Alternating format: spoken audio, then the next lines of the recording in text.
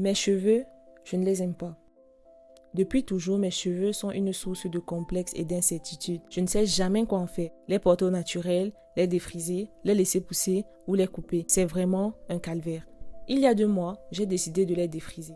Aujourd'hui, j'ai des repousses et je me retrouve avec des cheveux à double texture. Franchement, je ne vous le souhaite pas. Dans cet état, je ne peux ni les porter en afro, ni les laisser tels quels. Vous le voyez de vous-même. Je les cache très souvent sous des braids ou des perruques. Mes cheveux au naturel, je ne les porte que très rarement, voire jamais. Et j'aimerais que cela change. J'aimerais pouvoir porter mes cheveux naturels avec fierté comme tant de filles sur les réseaux. Je suis perdue, je ne sais pas par où commencer, quel produit utiliser pour mon type de cheveux. Déjà, je ne sais même pas quel type de cheveux j'ai. Comment les entretenir, bref, c'est un peu ça dans ma tête. Coucou tout le monde! Et vous l'aurez remarqué, aujourd'hui je suis en très bonne compagnie. Je suis accompagnée de Jenny. Jenny, est-ce que tu peux bien te présenter s'il te plaît? Bien sûr. Alors moi c'est Jenny, je fais du contenu cheveux sur TikTok et Instagram. Voilà, je suis une amoureuse du cheveu crépus, de tout ce qui entoure le cheveu. C'est vrai qu'à part ça, je fais d'autres petits vlogs, des petits trucs à côté, mais je me focalise essentiellement sur les cheveux. Sa présence était primordiale sur ma chaîne étant donné qu'on m'a parlé de cheveux afro. Jusqu'ici, vous l'aurez compris, je suis complexée par mes cheveux. Et c'est pour ça que j'ai fait appel à elle. Elle fait pas exclusivement, mais en grande majorité, du contenu cheveux. Et en plus, ça, elle est super cool. Donc, je lui ai envoyé un message. S'il te plaît, j'ai besoin d'aide et tout. Mes cheveux, je sais plus trop quoi en faire. Et elle a couru. Elle a dit, je viens te sauver. J'espère que je vais pouvoir te sauver. J'espère aussi. Sinon, big shop. Tu me disais tantôt que tu as du mal à accepter tes cheveux, que ça a toujours été une raison de complexe pour toi. Oui. Et donc, pour toi, ça vient d'où en fait? C'est quoi l'origine? Qu'est-ce qui justifie qu'aujourd'hui tu n'arrives pas à porter tes cheveux naturels? En fait, ça a commencé par ce que j'associais très souvent mon cheveu naturel à la douleur. C'était d'abord par là. Et ensuite, j'avais tellement mal. Ma mère, elle a commencé aussi à me défriser les cheveux très tôt. Ah ouais. Parce que je me plaignais toujours que ça me faisait mal et je demandais toujours à ce qu'on me rase. On te rase. Et ma mère voulait pas se raser, elle voulait avoir sa petite fille bien tressée et tout. Et elle a donc pris la décision de me défriser les cheveux. Et Ah, donc c'était pas ta décision à toi, c'était la décision de ta mère? non, oui, Pour c'était, t'aider. oui. Ah, Parce que j'avais très mal et je demandais à être rasée parce que je voulais plus les cheveux, parce que c'était ultra serré, ça faisait trop mal. Et plus j'ai grandi, plus j'ai commencé à voir que le cheveu défrisé, je le trouvais plus facile à coiffer. Genre, je pouvais facilement faire des chignons, je pouvais facilement laisser comme ça et tout. Et je pouvais porter mes cheveux même pendant 1 semaine. Après, quand je peigne, j'ai pas mal, tout ça. Donc, j'ai commencé un peu à aimer ce cheveu-là. Mais j'avais aussi commencé à remarquer qu'il était très fragile. Mes cheveux se cassaient, ils étaient très souvent en piteux état. Et j'ai commencé à avoir les chutes au niveau des tempes là. J'ai commencé à ne plus aimer mes cheveux parce que je trouvais que ça faisait des trous. Moi, je comprenais pas pourquoi moi aussi jeune, j'avais ça. Oui, donc j'ai commencé à un peu associer le fait de porter mes cheveux naturels à quelque chose de pas beau. Et j'ai commencé à les mettre sous braids, sous perruque. Et quand je faisais les braids, je faisais des baby hair avec le peu de cheveux qui me restait devant. Je prenais pour cacher les trous et tout. Et quand je suis arrivée ici, j'ai essayé de porter mes cheveux naturels parce que c'était aussi la mode du nappy girl, tout ça et tout. Mais ça me faisait archi mal parce que, comme vous allez le comprendre, je savais absolument pas comment prendre soin de mes cheveux naturels parce que déjà depuis petite, personne ne me l'a appris. Parce que comme je t'ai dit tantôt, je pense que ça a un peu de 10 ans déjà, j'avais les cheveux défrisés. 10 ans? Oui, parce que ça me faisait trop mal. Hein? Oui, tu vois, donc j'ai pas vraiment une culture de, ok, voici comment on prend soin des cheveux. Ce que je trouve intéressant, c'est que même le défrisage, ça n'a pas été une solution parce que tu as toujours fini par retrouver tes cheveux difficiles et pas beaux. Oui. Parce que le défrisant, à long terme, ça t'a complètement détruit les cheveux. Exactement. C'est encore pire quand tu te rends compte que ce qui est censé être la solution, en réalité, c'est pas une solution. Oui. En fait, tu vois, je me suis retrouvée dans ce truc-là de, tes cheveux ne sont pas assez longs pour que tu les laisses, mais c'est pas assez court pour que tu les laisses non plus. Ouais. Donc, j'ai commencé à tresser ça. Et quand on m'avait tressé, ça me faisait archi mal et tout, j'ai encore défrisé. Et là, je me trouve avec des cheveux double texture, je ne sais plus quoi en faire, en fait, parce que je voulais défriser, mais je me dis, c'est pas la solution parce que mes cheveux ils se cassent. J'ai pas l'impression de prendre en longueur, c'est comme si je stagnais en fait. Profondément, tu as un attachement à tes cheveux. Ça, c'est ce que je remarque parce que tu as toujours essayé de trouver une solution. Tes cheveux, ça n'était pas égal. Oui, non. Mais le problème, c'est juste que tu ne sais pas t'y prendre et on ne t'a jamais appris. Ouais. Et tu envies, du moins quelque part, celles qui réussissent à porter leurs cheveux naturels parce que tu trouves ça beau chez les autres. Oui, genre, regarde tes cheveux, tu t'es coiffé et tout avec tes cheveux. Je trouve ça super beau. J'aimerais bien aussi faire ça avec mes cheveux, mais... Tu as l'impression que c'est impossible. Oui. Pour le moment, parce que c'est pas assez long, peut-être. Oui, non, même pas ça. Je trouve que c'est pas beau. Mes cheveux, c'est... Mais tes cheveux sont pas... Enfin, dans leur texture originelle, je veux dire, leur texture naturelle, c'est différent de pour moi. Non, c'est la même texture, c'est beau, Mais mais pourquoi ce serait pas possible alors? parce que mes cheveux, en fait, quand j'avais les cheveux, je trouvais qu'ils poussaient pas. Et quand je t'ai expliqué, tu m'as dit aussi peut-être parce que je savais pas comment garder les longueurs, je peignais à sec, je faisais des trucs et tout, oui. Mais je trouvais pas qu'ils poussaient aussi vite. Et comme tu as dit, je savais pas vraiment comment en prendre soin. Je trouvais, c'était trop une question, ça me cassait la tête. Chaque matin, je savais pas quoi faire de mes cheveux, je savais pas, oui.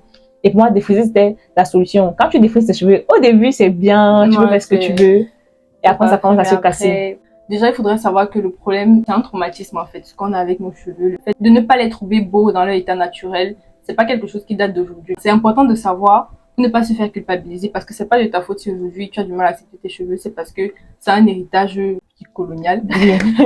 Mais il y a une expression que j'aime beaucoup, qu'une autre influenceuse cheveux utilise, c'est qu'il est temps de passer à la décolonisation capillaire. Je fais aussi face à la difficulté qui est de trouver des produits adaptés pour mes cheveux ici, parce qu'il n'y a pas beaucoup de magasins pour nous. C'est vraiment très, très inclusif ici. Pas du tout. Donc, je ne savais pas vraiment vers quel produit me tourner. Et elle a eu la gentillesse de me conseiller quelques produits qu'on va utiliser tout de suite sur mes cheveux. Là, on va vraiment passer aux soins. Est-ce que vous êtes prêts? C'est pas si grave que ça, je si, c'est grave. Bon, c'est vrai que c'est grave. Attends. Ne me jetez pas la pierre. Oui, j'étais la pierre. Pourquoi?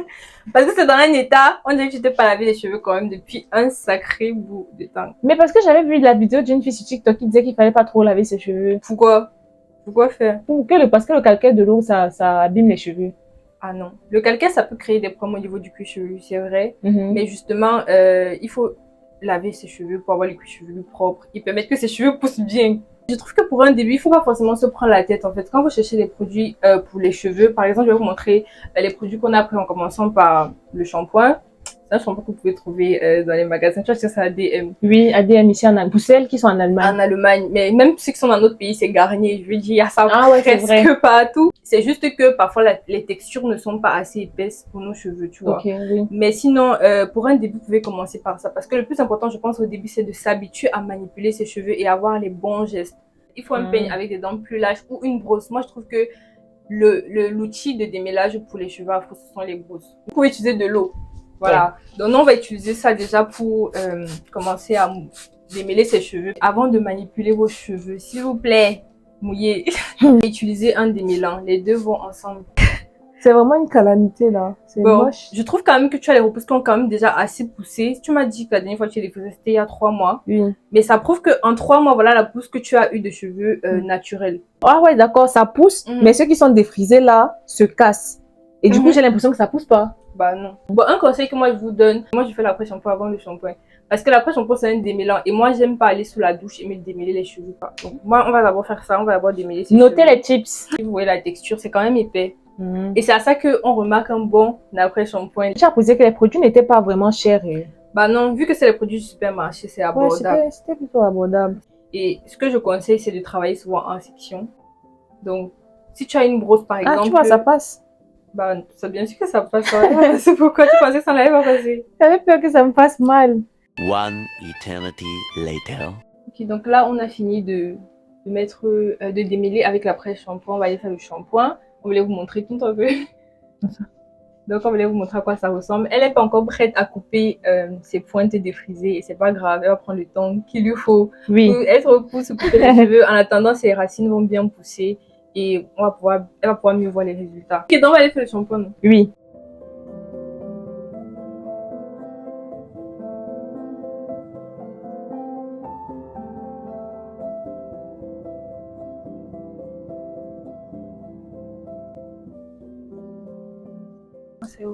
Après avoir fait des mélanges shampoing puis masque, on va passer à l'étape de l'hydratation. Ouais, c'est ça.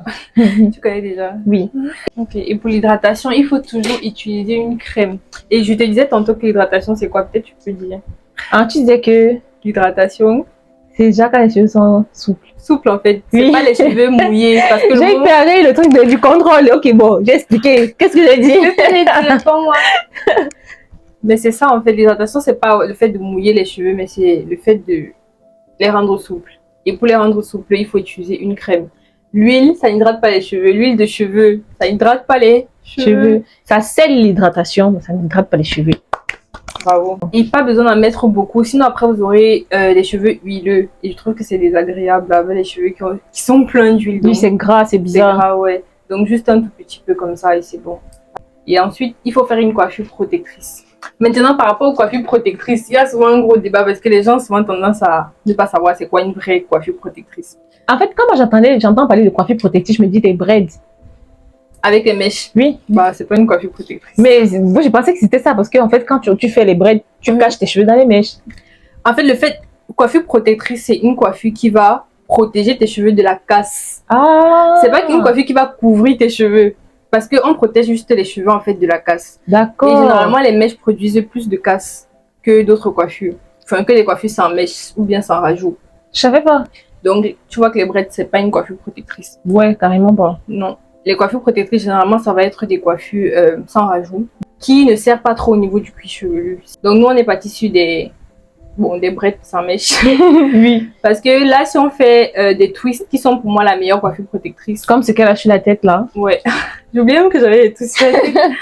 Ça va se détacher vu que les bouts de ses cheveux sont encore lisses. Voilà. Ouais. Ah ouais, d'accord. Niveau quantité, tu en mets pas beaucoup. C'est un peu. Non, pas besoin. Ok. En fait, plus tu vas en mettre et plus ça va prendre du temps pour sécher. Donc, si tu veux par exemple défaire tes cheveux demain, si tu mets trop de produits, ça sera encore mouillé. Ok. Bon, humide. Et c'est très important de ne jamais défaire la coiffure protectrice quand les cheveux sont encore mouillés. Pourquoi? Parce que ça va rétrécir. Vu que c'est encore mouillé. Oui. Donc, ça doit être totalement sec. Et ce rétrécissement-là, ça rend les cheveux durs, entre guillemets. Et c'est ça qu'on évite en fait en faisant cette coiffure-ci. C'est pour que quand tu vas défaire, les cheveux ça ne rentre pas directement. Ouais, ça ne rentre pas du tout même. Ah, d'accord. Et voilà, ce soit souple. Ok. Ouais. Je savais pas. C'est ça. Mais j'ai beaucoup appris aujourd'hui. Hein. En tout cas, pour tous ceux qui auront des questions, peut-être que là, vous avez des questions vraiment qui sont propres à vous. Je vais vous mettre le lien de son TikTok en bas de description et vous pouvez la contacter par mail. Non. Ou sur Instagram aussi. Ah oui, je vais aussi vous mettre son Insta. Ouais. Et je vais aussi vous mettre mon Insta pour ceux qui vont vouloir suivre un peu tout ça. L'évolution de ça. Exactement. Parce que je pense que tu vas faire souvent des feedbacks. Oui. Wow. Et tu as fait combien de temps pour avoir cette longueur? Là, mes cheveux, ça fait 4 ans et demi. Wow. Je vous assure, oui, ça fait 4 et demi. Allez sur son compte, ses cheveux ont un volume et ils sont super longs, je t'assure. C'est vrai que là, ça peut pas se voir. Oui, mais il faut aller, vous allez voir. Vous allez comprendre pourquoi c'est elle que j'ai choisie. En dehors du fait qu'elle était dans mon entourage. Ouais. Ah, mais c'est surtout ça, à vous. Non, mais c'est pas que c'est surtout ça. En vrai, de vrai, non. Elle et moi, on s'est rencontrés à un événement d'une association. Et comme par hasard, étant donné que j'avais enregistré son numéro et on se retrouve dans le même groupe WhatsApp, je pense que TikTok propose souvent le contenu de tes contacts. Ouais. Et du coup, un jour, je suis tombée, j'ai dit, mais attends, je connais. La fille, si je l'ai déjà vue quelque part. Mais je suis passée, je me rappelais pas. Et le lendemain, je l'ai croisée à l'université, comme quoi on est encore dans la même université. Ouais. Et c'est là, je me dis, ah ouais, je l'ai déjà vue sur TikTok.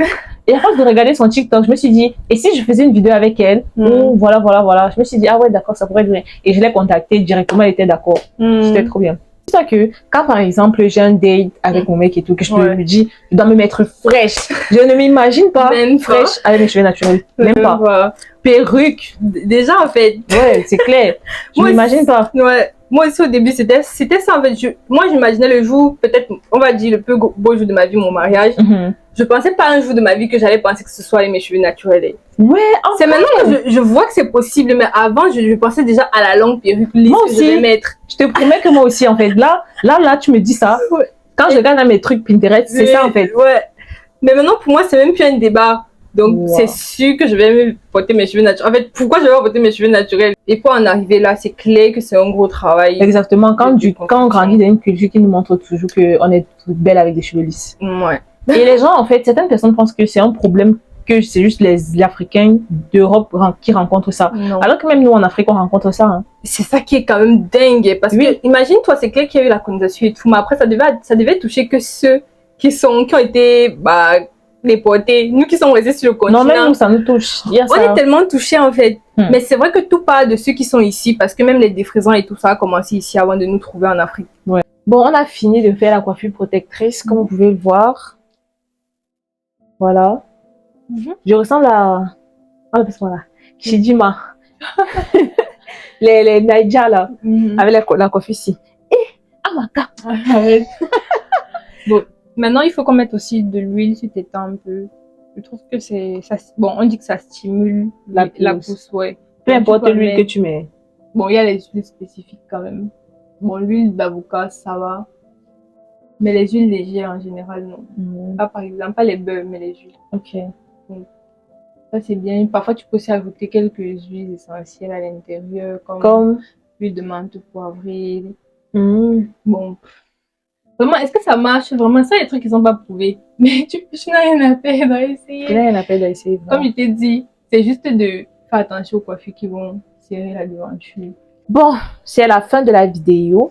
J'espère qu'elle vous aura plu. N'hésitez pas à liker pour m'encourager, à aller jeter un coup d'œil sur son Insta et son TikTok. Vraiment, vous allez trouver des choses vraiment wonderful là-bas.